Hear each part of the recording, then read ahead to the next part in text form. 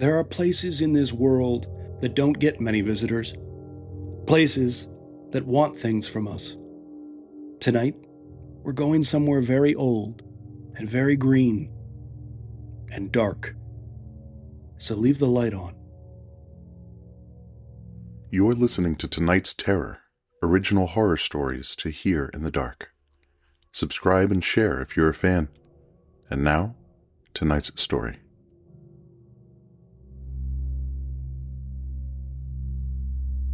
The hills unfurled one after another as we drove along the coast.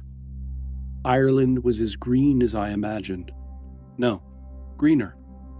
The road was draped across the landscape, and our little black rental car hummed along at a snail's pace. I had worried endlessly about driving on the left. An hour in, I was so drawn out the window to the rolling swells of green, to the stone walls lining the road, that the only danger was my own inattention. A white road sign ahead was lettered in black. "Dooling, that's it," Mary said. "Dorling," I managed. "No," Mary said. Our son Freddie giggled in the back seat. He held a rubber lizard in one hand. "I can say it as well as Mommy can," I protested, with a glance in the rearview mirror.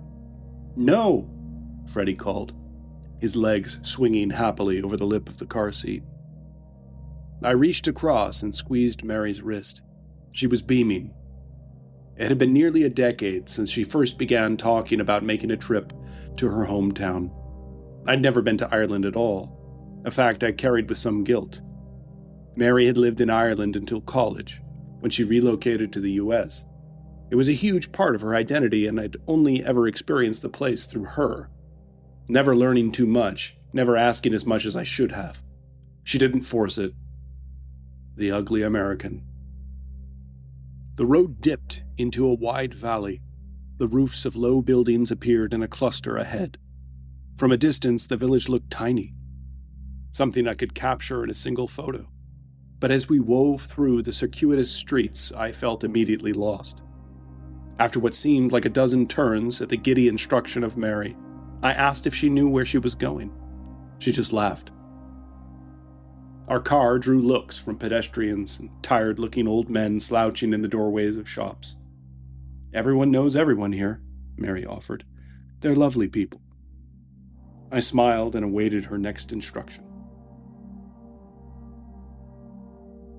The sun was setting when the car came to a rest on a patch of uneven cobbles beside Mary's childhood home.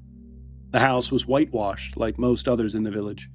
The roof was dark slate, looking much newer than the body of the building. Mary had mentioned her father saving to have it replaced the year before. I hadn't seen Mary's father since the wedding in New York. It had been 7 years. Mary had come home once since then, but I'd had to work and didn't make the trip. The front door opened and he stepped out. Callum was a short, bald man with a white beard and soft, warm eyes. "Welcome, welcome, welcome," he shouted as we closed the car doors. I waved and began unfastening Freddie's car seat straps. Behind me I heard Callum greeting Mary. "At last, a lady for this drab house. Welcome home, my lovely." I looked back and saw Callum hugging Mary and lifting her gently off the ground. Mary's mother, Sheila, had died before Mary and I knew one another. Callum had lived on his own for a time. But when his brother's wife passed early that year, he'd moved his brother into the house. Early reports from Mary's phone calls with her father suggested that they kept one another company, got along well enough, and bullied each other to stay out of the pub, at least on weekdays. Freddie had freed himself from the car seat by the time I turned around. He stood on the cobbles, clutching his rubber lizard, regarding Callum with frank suspicion he reserved for strangers. Callum crouched down to his level. "And who's this fierce creature?" Freddie considered the question seriously. "Freddie." "Freddie," Callum repeated, as though tasting the word. "Then what's your man's name?" He nodded at the lizard. Another pause. "Dave." Callum looked up at me with wide eyes, delighted. I shrugged. "Dave," Callum said gravely. He reached out and shook the lizard's rubber foot. "An honor." Freddy, apparently satisfied, held the lizard out for a full inspection. Callum took it in both hands with the solemnity of someone receiving a small trophy.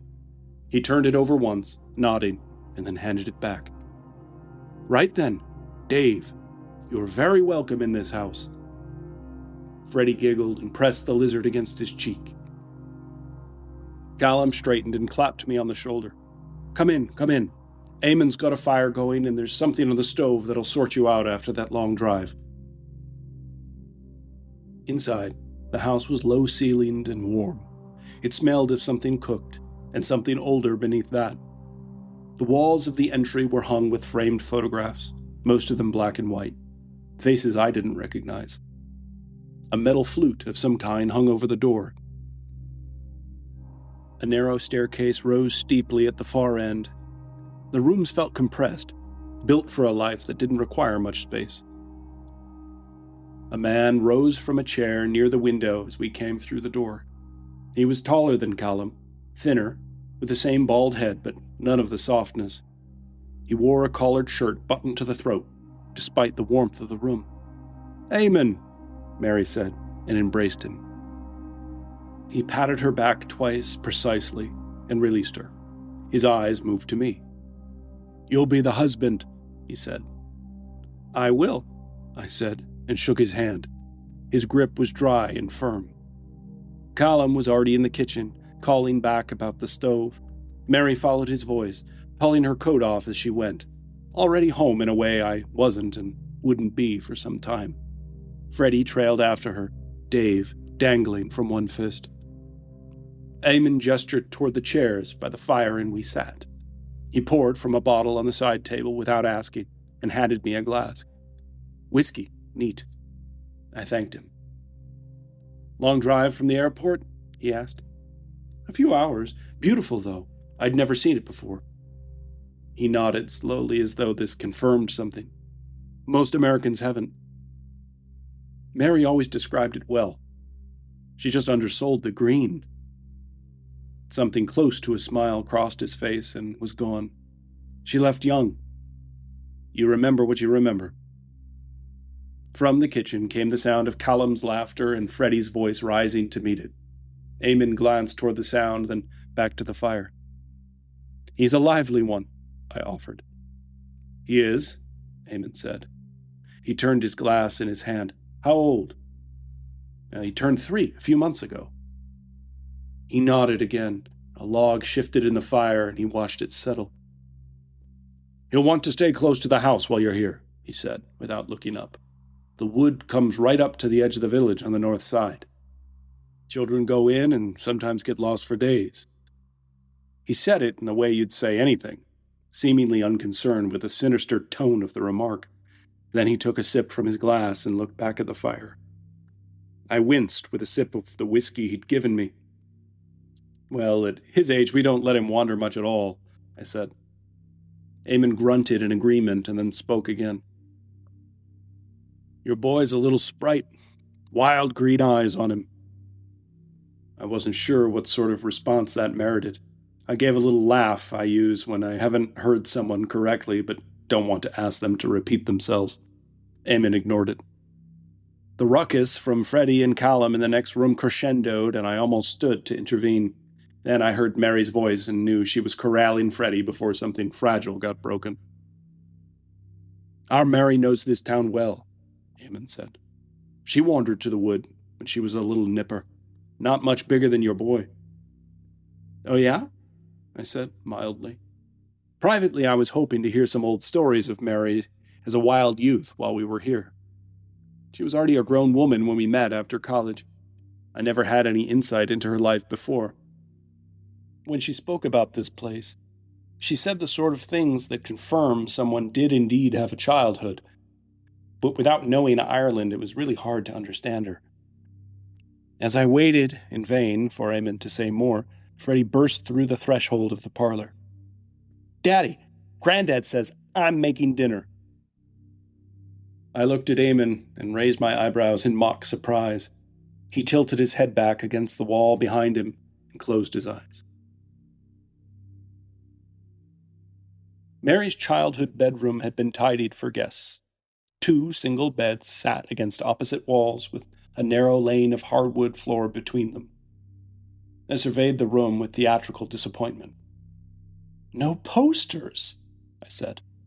Mary was unbraiding her hair. "What?" "No posters, no evidence of teenage rebellion. I was promised embarrassing formative years." "There were never any posters." "Not even—" I cast around. "Who's big in Ireland? Who would a teenage girl in old Doolin Town?" I gestured broadly at the window.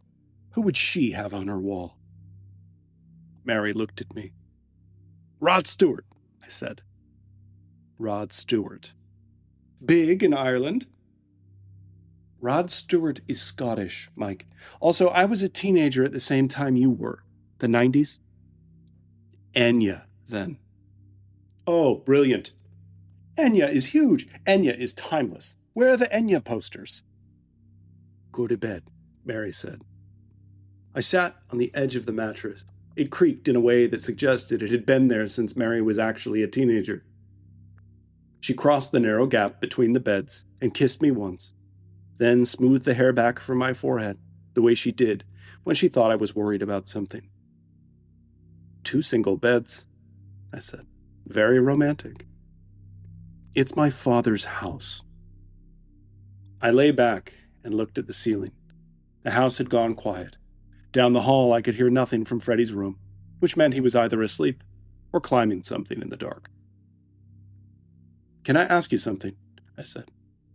Eamon, the thing he said about the woods." She looked at me in the mirror as she brushed her hair. "What about it?" "2 things, actually. A warning. The children go in and get lost for days.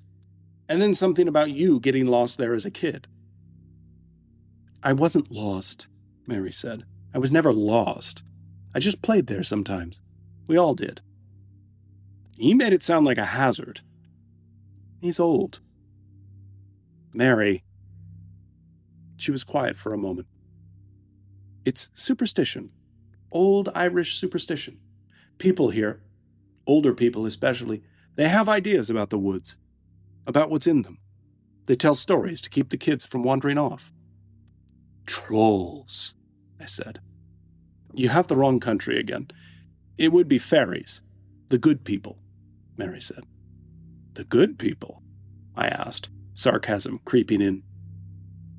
"It's what you call them to stay on their good side," Mary explained. "Does Tinker Bell have a bad side?" I asked, smiling broadly.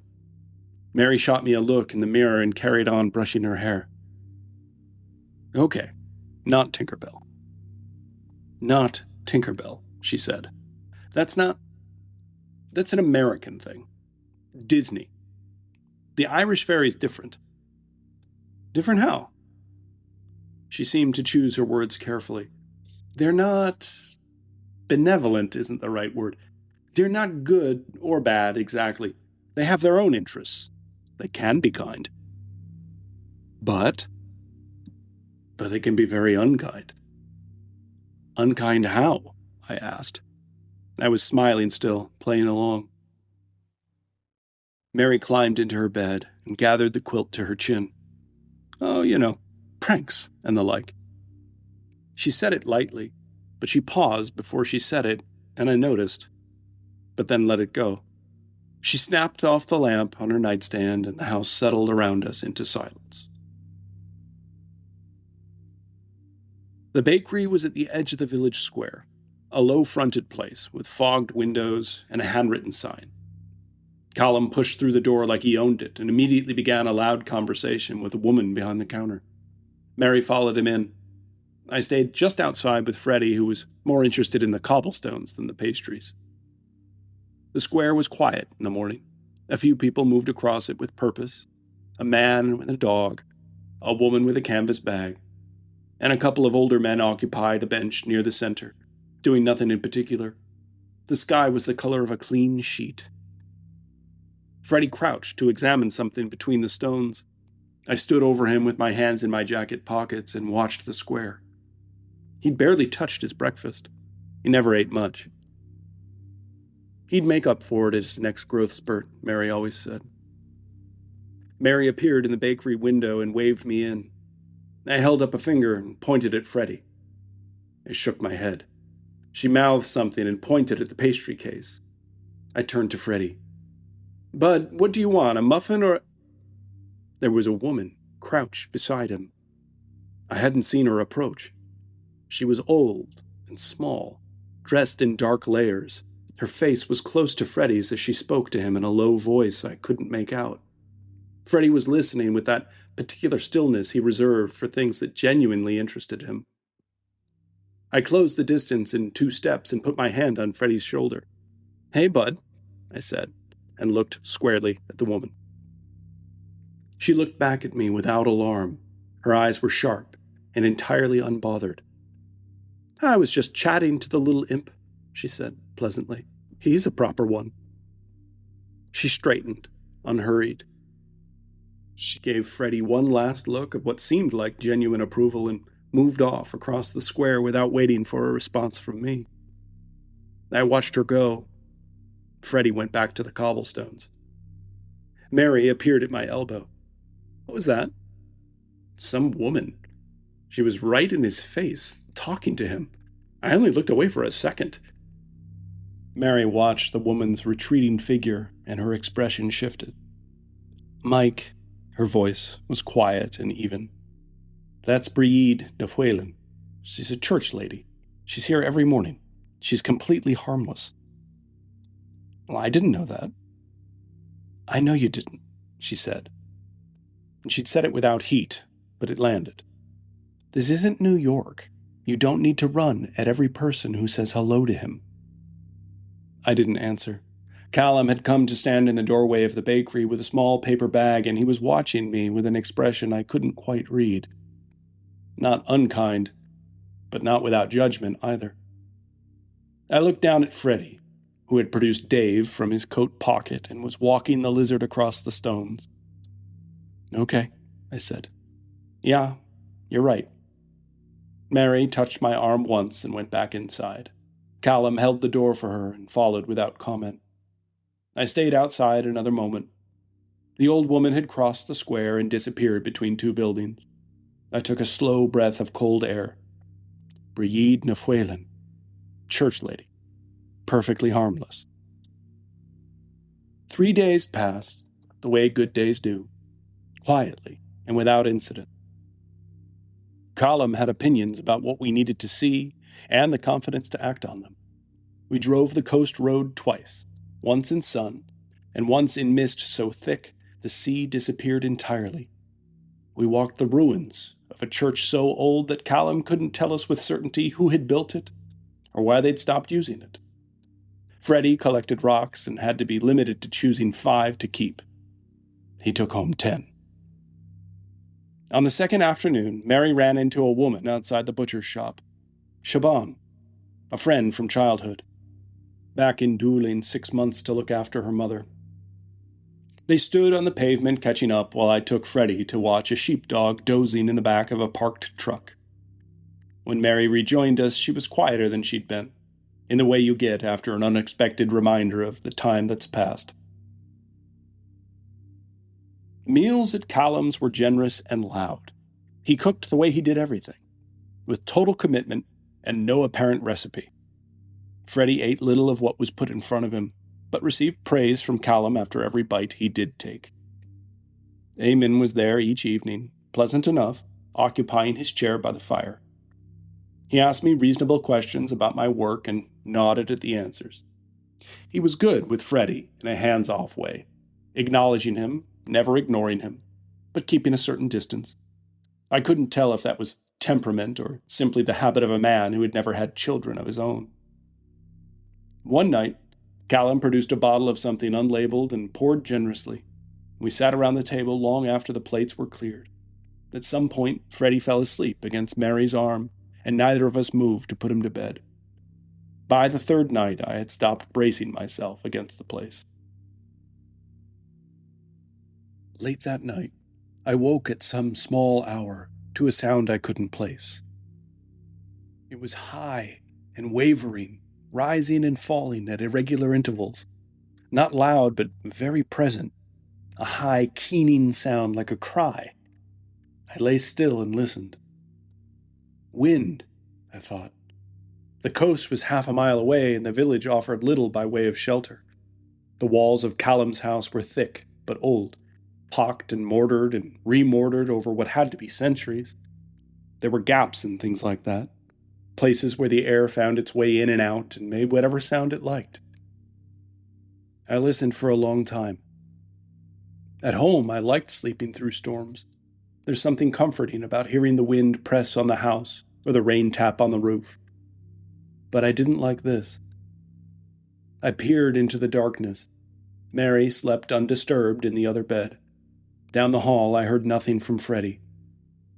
I lay still for another few minutes, and then gave up on the pretense of sleep. I pulled back the covers and crossed the hall to Freddie's room. He was asleep, on his back, with his arms thrown wide, the way he always slept, as though falling from a great height. Dave was on the pillow beside him. I stood in the doorway for a moment and watched his chest rise and fall, then stepped back into the hall. From downstairs, a faint light flickered softly into the stairwell. And voices. No, one voice, low and rhythmic. I came down the stairs carefully, avoiding the third step which I had already learned to distrust. The parlor was lit by the fire, burning low. Eamon sat in his chair. He was not asleep. He was looking at the fire and speaking quietly, almost to himself, in a cadence that took me a moment to recognize as verse. I stopped in the doorway. He either heard me or sensed me and looked up without surprise, as though he'd been expecting company. "Couldn't sleep," I said. "No," he agreed. "Not with her hackles up like this." He nodded to the window, the trees bending in the driving wind. I didn't ask who she was, choosing to think he meant Mother Nature, but scarcely believing it. I came in and sat in the chair across from him. The fire had gone to coals and the room was warm, but not hot.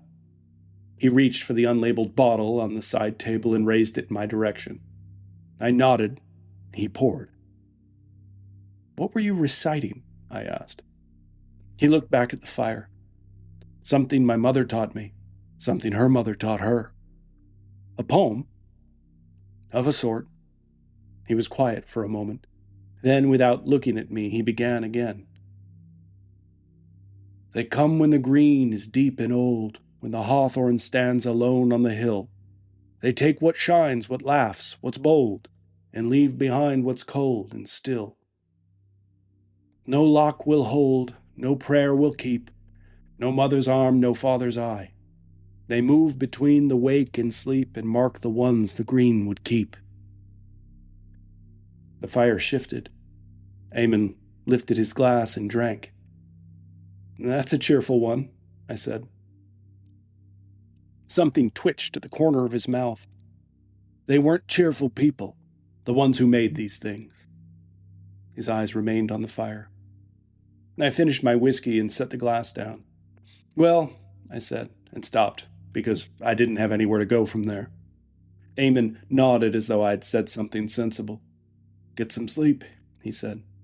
"That boy will be up early." I climbed the stairs. In the bedroom, Mary was breathing slowly, turned toward the wall. I got into bed and looked at the ceiling, listening to the house. I thought about waking her. I ran through how that conversation would go. The poem, the flatness of Eamon's voice as he recited it, the way "and mark the ones the green would keep" had landed with the weight of a warning rather than a rhyme. I thought about her face when I told her and what it would do to her, sleeping in her father's house, bringing this to her in the dead of the night. I turned over and resolved to say nothing in the morning.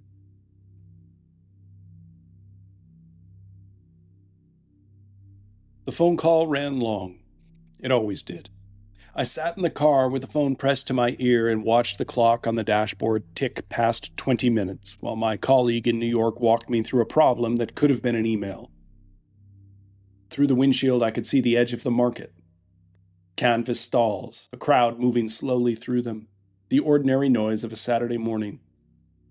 I said what needed to be said and ended the call and got out of the car. As I walked the rise to the market, I thought to myself how easy life was here, and for a moment I mused on the idea of retiring here with Mary when the time came. Then I heard her. Mary. She was standing in the middle of the market, turning in a slow circle, and the sound she was making was not a word. It was an animal cry I'd never heard her make. The shock of panic rushed over my scalp, and my mouth went dry.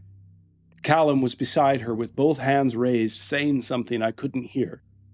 Eamon stood a few feet back, scanning the crowd with a fixed, pale expression. I ran to them. "What is it?" No one spoke. I looked around them in a panic. "Where's Freddie?" Mary turned to me. Her face was a thing I had never seen before and hoped to never see again. It was contorted into a grimace like a tragedy mask. Her breath came in choked, raking gasps. "We can't find him," Callum said. "He was just here. Just a moment. Just now." "Who saw him last?" I demanded. "Who was watching him?" No one answered. They looked at each other in the way that people look at each other when the answer is that everyone assumes someone else had it handled. "Michael," Callum started. I didn't wait. I turned and started moving through the stalls, pushing through the crowd, calling his name. "Freddie! Freddie!" My voice came out strange, alien, too high and cracking. People turned to gawk. I didn't care. I went into the first shop I came to, a narrow place selling wool products, and asked the woman behind the counter if she'd seen a small boy, 3 years old, dark hair, green eyes. She shook her head, and I was already back outside. I ran from shop to shop along the market's edge. A butcher, a bookshop, a place selling candles that smelled of something floral, but all I could smell was soot. I was shouting by the third shop, raving by the fifth. I looked at my watch. It had been 13 minutes. The shopkeepers' faces, petrified, I'm sure, were blanks to me. I couldn't say who I'd seen or shouted at. Finally, I stopped in the middle of the street and couldn't remember which shops I'd already tried and had to start again. I don't know why. I kept thinking about his hands. The way he held Dave against his chest when he was tired. The lizard tucked up under his chin like a little green secret. The way he reached for my hand in parking lots without looking, just knowing I'd be there. 19 minutes. And his laugh. The one that built and built until it tipped over into a helpless squeal. Every time I pushed open another shop door, I braced for it, certain for a half-second that I'd find him on the other side, delighted with himself, having wandered somewhere new and wonderful. Every door I opened was wrong. At some point I was crying. I don't know when it started. At every turn I saw the trees. I couldn't stop my gaze from drifting back to the tree line. 25 minutes. It was there at the edge of everything, past the last stall, past the village limit, where the road became a track and the track became nothing. The forest came right to the edge, the way Eamon had said it would, dark between the trunks, even in the full daylight. Still, in a way that the rest of the morning wasn't. I pulled my eyes away and kept moving. If I had to search the forest, I would. Then I saw her, Brigitte Nefuelen, the church lady. Perfectly harmless, moving quickly along the far edge of the market with her head down. She was carrying something. A large bundle hoisted against her chest, rolled canvas or a rug, bulky enough that it bent her forward under the weight of it. I don't know what I thought. I wasn't thinking. I crossed the market at a run and got in front of her. She stopped and looked up at me with those sharp, unbothered eyes. I was already grabbing for the bundle, already shouting about my son, about Freddie, the words coming out in no particular order. I was possessed. She didn't resist. She released the bundle, and I tore it open. It unrolled onto the cobblestones and was empty. A dirty, old rug. She stood and watched me kneel over it. I ran my hands uselessly over the empty, woven fabric. She didn't say a word. A hand came down on my shoulder, heavy and sure. Amen. He got an arm under mine and hauled me upright. I was still crying and couldn't stop. The market had gone quiet around us. A ring of faces I didn't know, watching. Briede Nefuelan gathered her rug from the ground with a calmness that would shame me later.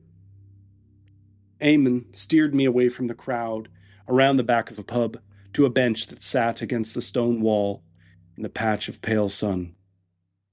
He sat me down and stood in front of me with his hands on his knees, looking at me steadily until my breathing slowed enough to approach something like a sentence. "He won't have gone far," Eamon said. His voice was level. "This is a small place. There are people looking. Callum has the constables on it." "The woods," I said. Eamon said nothing. "The woods are right there," I said. "You told me. You said—" "There are folks looking," Eamon said again. He sat down beside me and put a hand briefly on my back. "You need to be still for a moment. You're no use to the wee lad like this." I put my face in my hands. Behind us, the market was beginning to move again. Voices low and purposeful. I could hear Mary somewhere still calling Freddie's name. Her voice had found words again, which was somehow worse. To hear her again, living this. I thought about her hand on my forehead the night before. The small, ordinary kindness of it. It felt like something that had happened on another continent. Freddie had been missing for 38 minutes. I lifted my head and looked miserably at the tree line over the rooftops of the village. The station was a small building on the east side of the village. 2 rooms and a corridor that smelled of old coffee and photocopier toner. They sat us at a table in the larger room, and someone put mugs in front of us. We drank without tasting anything. A detective named Ronan Sheehy sat across from us. He was young for the job, or seemed it.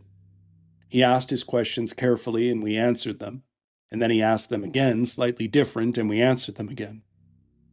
At some point, I understood that this was procedure and stopped resenting it. Mary had stopped crying. That was almost harder to watch. She sat very straight, with both hands around her mug, and stared at the middle distance and answered every question in a flat, precise voice. I kept my hand on her arm. She didn't acknowledge it, but she didn't move away. Twice I stood up to leave, and he talked me back into my chair. "There were people looking," he said. "More people than I could be." I knew he was right, and sat down, and hated him for it. "Where would he go?" Mary said, for what felt like the 10th time. Not to Sheehy, to herself, to me, to the room. "He doesn't know this place. He wouldn't just walk somewhere. He wouldn't." "He follows things," I said. "A dog, a bird. He'd follow something without thinking." Mary nodded slowly. We had established this. We kept running to it as though it might eventually tell us something new. Callum had refused to come to the station. He and Eamon were somewhere out in the village with a group of men I'd never met, covering ground. I was glad someone was moving. I couldn't stand that it wasn't me. Mary looked up at some point and went still. Shaban came through a door at the far end of the corridor, escorted by a uniformed officer. No cuffs, no visible distress. She walked calmly, her coat still on. But she didn't look our way, which struck me as deliberate, and she was taken into one of the back offices, and the door was closed. Mary was on her feet. "That's Shaban," she said. "I see her," I said. "Why is she here?" He looked at her, then at me. "I introduced her to Freddie," Mary said. She was looking at Sheehy now with an intensity that made him shift in his seat. 3 days ago, outside the butcher's. She hadn't seen him before that. She'd never met him. "Mary, I want to know why she's here. Nobody comes back to this village. Nobody." She moved back to care for her mother, I said. She told us that herself. That's what she said. Mary. She sat back down. She picked up her mug and set it down without drinking. Her jaw was tight. She said something measured about standard procedure and people coming in voluntarily to share information, and Mary listened to it with the expression of someone who had stopped believing in ordinary explanations. I understood it. I didn't correct her again. The room was quiet for a long time. Someone typed somewhere. A radio crackled briefly and went silent. I wanted to be running. Nobody was running. Sheehy's phone rang. He looked at the screen and stood, turning slightly away from us. He answered and listened. He said nothing for a long time. Then he said, "Thank you." And then, "We're coming." And he ended the call. He turned back to us. The careful professional expression had shifted into something more human. He blew out a long breath. "We have him." They'd found Freddie at the edge of the wood. That was all we were told, and for the time being it was enough. He was unharmed. No explanation for how he'd gotten there. He'd been sitting in the grass at the tree line as though he'd stopped to rest, and one of Callum's friends had nearly walked past him. In the car on the way back to the house, Freddie sat in his car seat and looked out the window and said nothing. Mary had him by the hand across the gap between the seats. I watched them both in the rearview mirror and felt something loosen in my chest that I thought might never loosen again. The constable had cautioned us not to press Freddie on the particulars of the time he was missing. He would share what he could. He'd been cleared medically, and that's what mattered. The few questions Mary and I had asked him were met with laughter or Freddie bouncing them back to us in a silly voice. Callum had a fire going by the time we got back. He held Freddie for a long time in the doorway and didn't say anything, which was unlike him.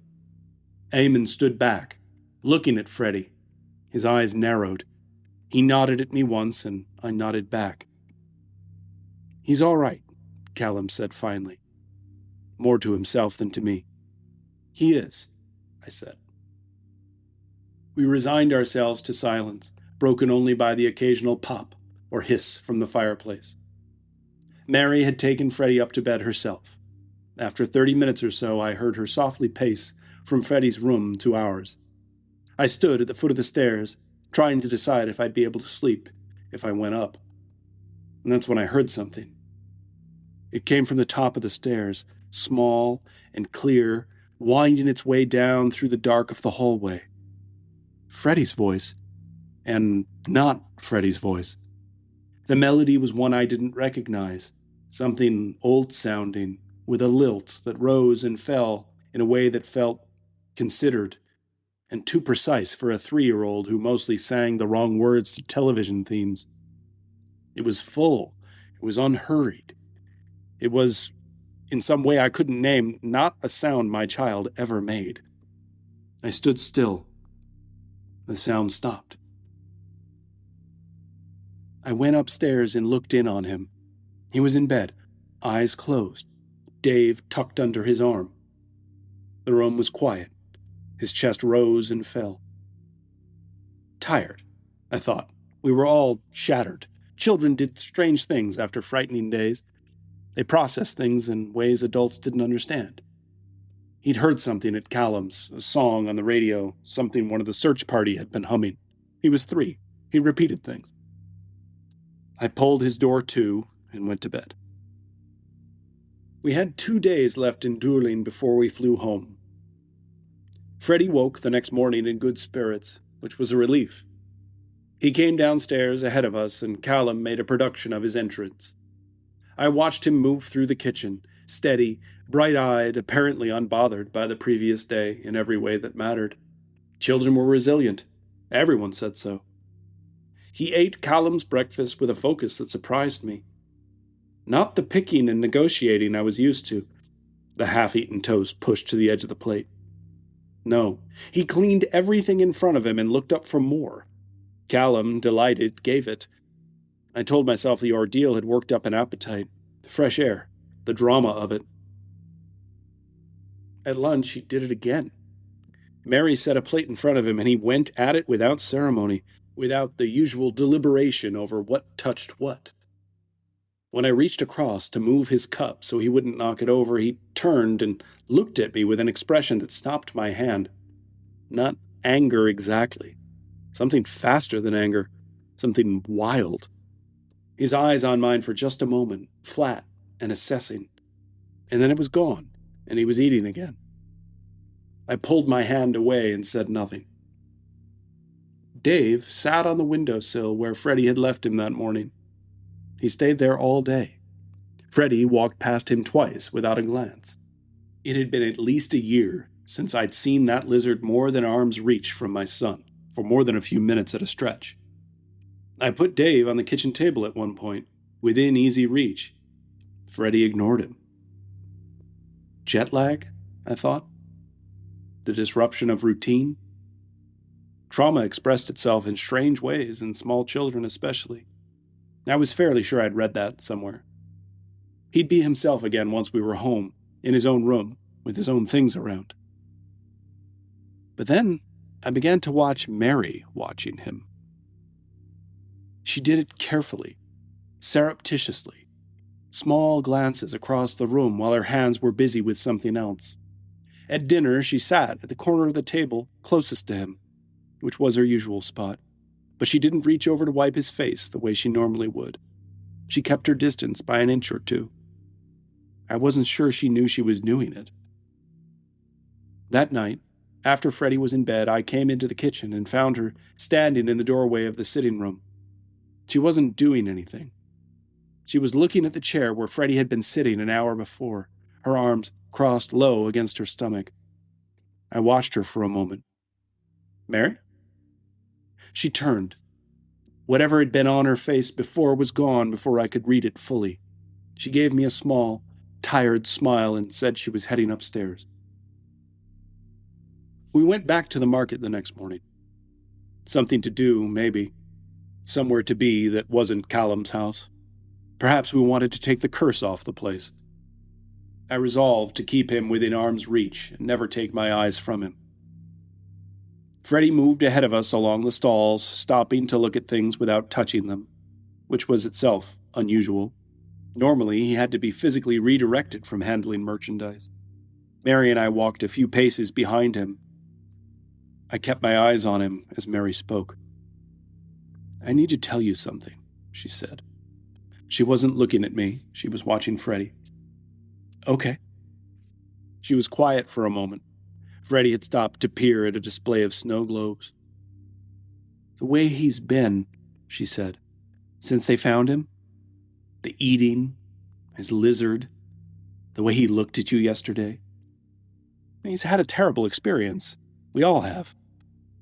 I know that, she said. He needs time. We get home, we get back to routine. Mike. She said it quietly, but it stopped me.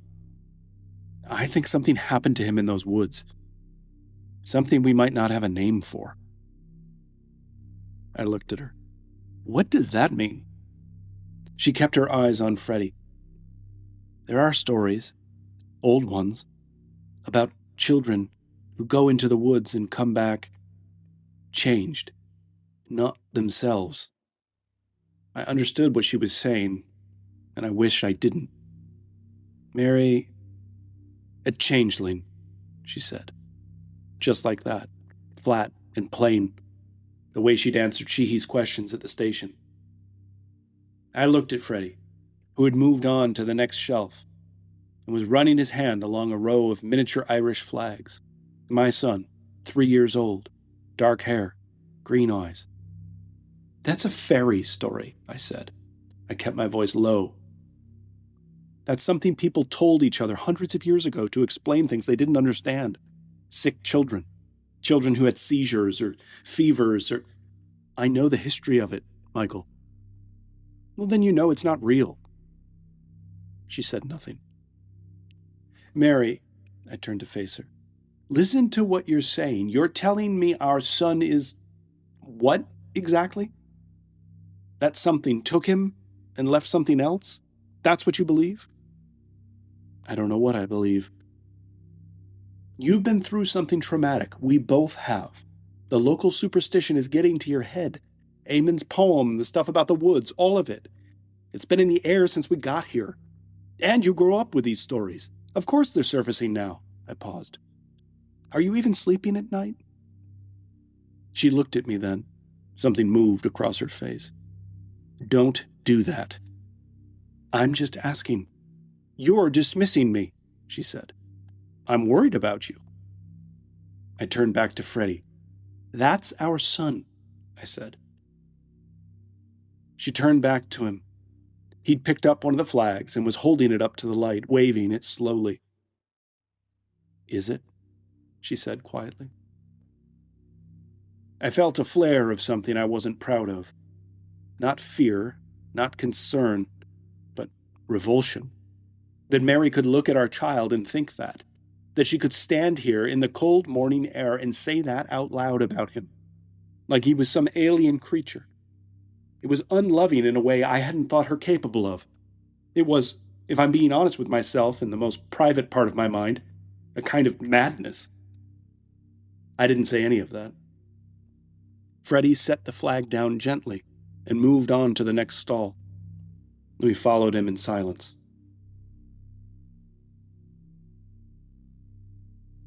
At night, I found Eamon alone by the fire.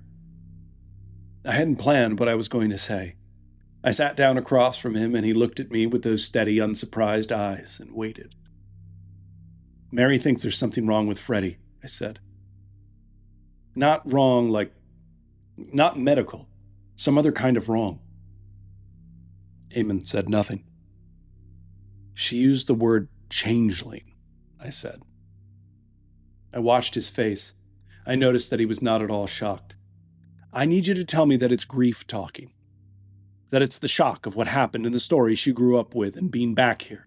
I need you to tell me that. Eamon looked at the fire for a long time. There's a woman, he said. Breed Nefuelen. You met her. I stared at him. The church lady. She knows these things better than I do, Eamon said. Better than anyone in this village. He turned his glass in his hand. If you want to understand what Mary's telling you, go see Breed. I accused that woman of taking my son. She knows that. And she'll still talk to me? She's not the type to hold a grudge. Go in the morning, before 9. Breed Nefuelen lived in a narrow house on the north side of the village, 2 streets from the market. I knocked at 8:30. She opened the door before I'd finished knocking, which suggested she'd been expecting me, which I decided to not think about.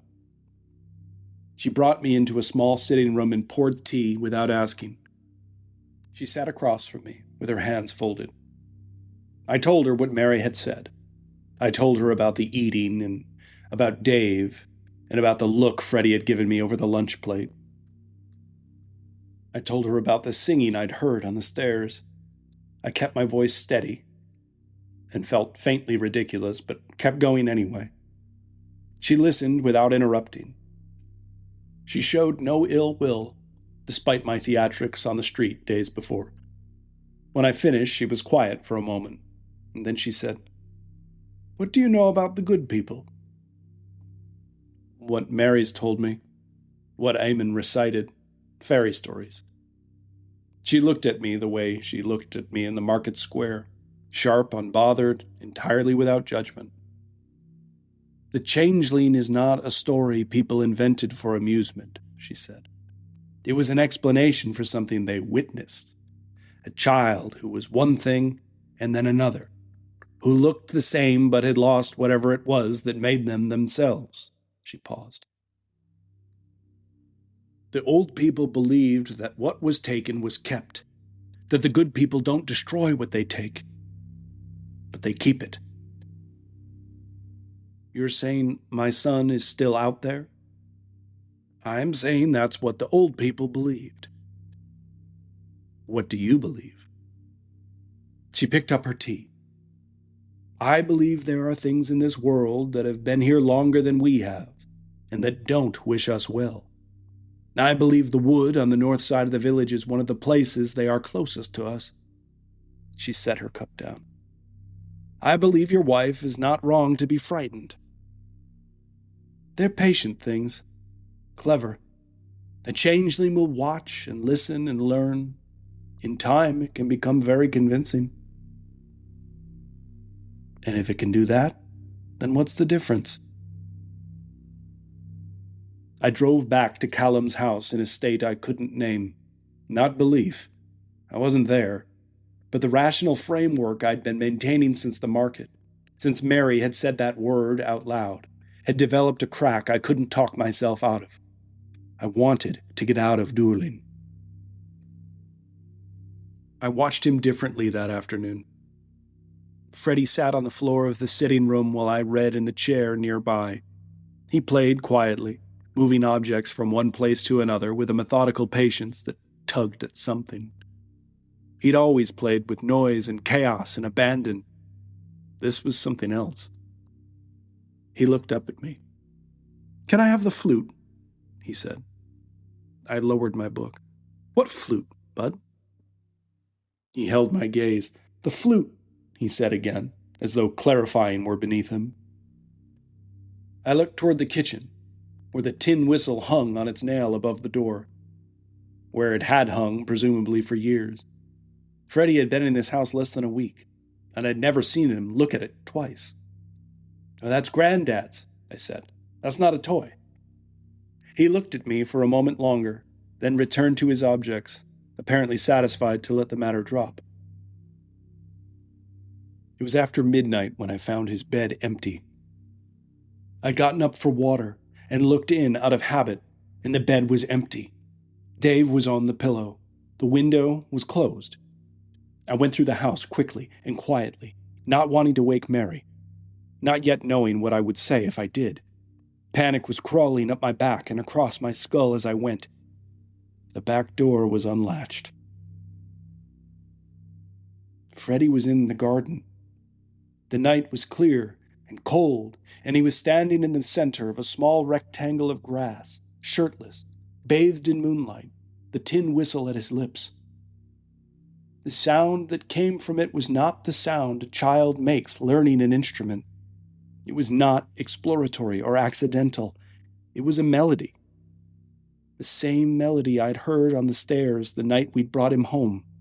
That old, unplaceable thing, rising and falling in the dark garden, with a certainty that stopped me in the doorway. I stood and listened. It was beautiful. That was the thing I wasn't prepared for. Not eerie, not jarring. It was beautiful in the way that very old music is, unhurried and arresting. Some part of me didn't want it to stop. Some part of me wanted to stand in that doorway in the cold and let him play, if it was him playing. But beneath my wonder, I knew that every second I stood there was a second something was happening to my son. Whatever this was, whatever was playing that whistle in the dark, it was doing it because I hadn't stopped it, because I was standing in a doorway listening like a foolish little man under a spell. I stepped outside. The grass was cold and wet under my feet. He was smaller than he'd ever looked indoors, standing there in the moonlight, his small, bare shoulders entirely still.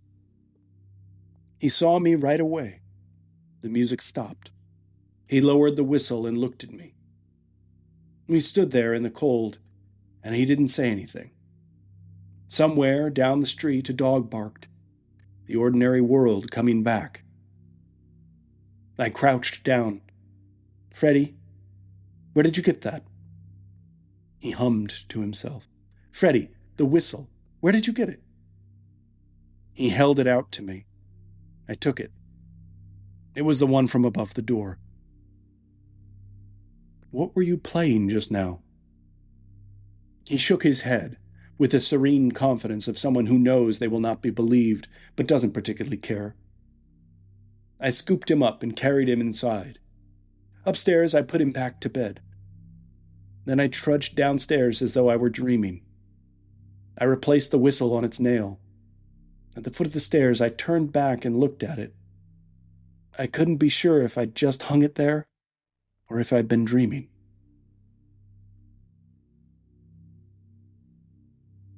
We said our goodbyes and drove to the airport and flew home. I don't remember much of it. I remember Freddie sleeping against Mary's arm on the plane and Mary looking out the window at the dark over the Atlantic, and neither of us saying much. Home was a relief, in the way that ordinary things are a relief after extraordinary ones. Our street, our driveway, the particular smell of our house. The first thing Freddie did when we got through the door was find Dave. The lizard had been in his bag the whole trip home, packed by Mary before we left Callum's. Freddie hadn't asked for it once. Now he went straight to it, pulled it out, tucked it under his arm without ceremony. I watched it happen from the doorway and didn't say anything. I didn't look at Mary. Over the days that followed, he came back to himself in increments. The eating leveled off. Meals became negotiations again. Food was pushed around plates. Certain textures were objected to on principle. The chaos returned to his play.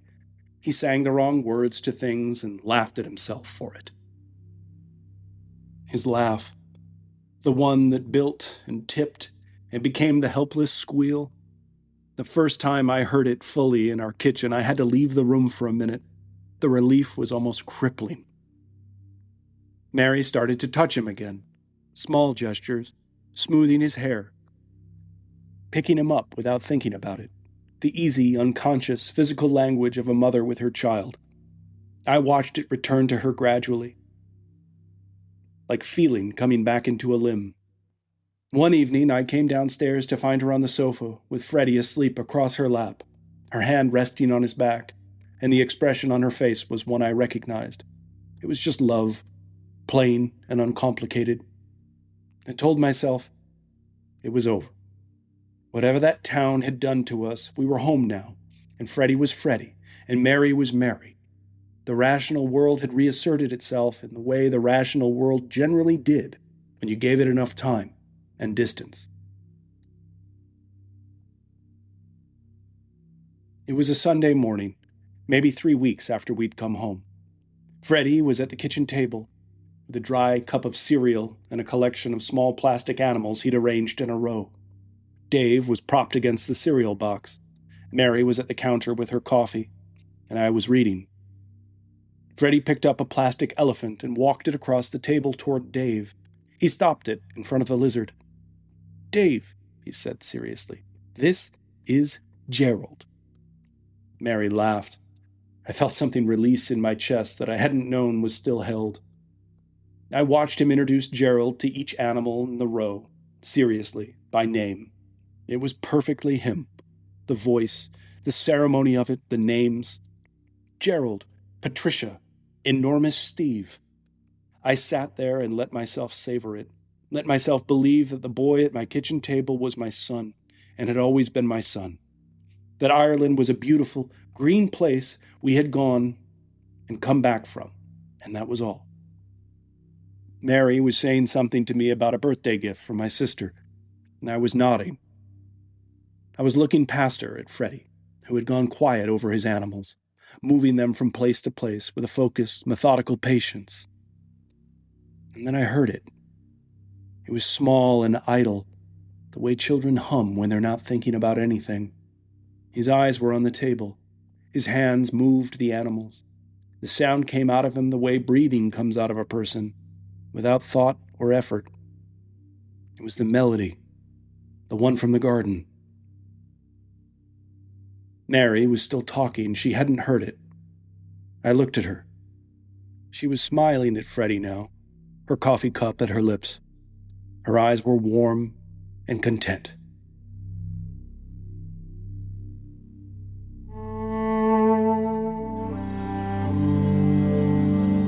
Thanks for listening to tonight's Terror. If you enjoyed the story, follow, rate, and review on your favorite podcast platform. It helps new listeners find the show. Visit tonightsterror.com for all our stories, merch, and more. Until next time, sleep well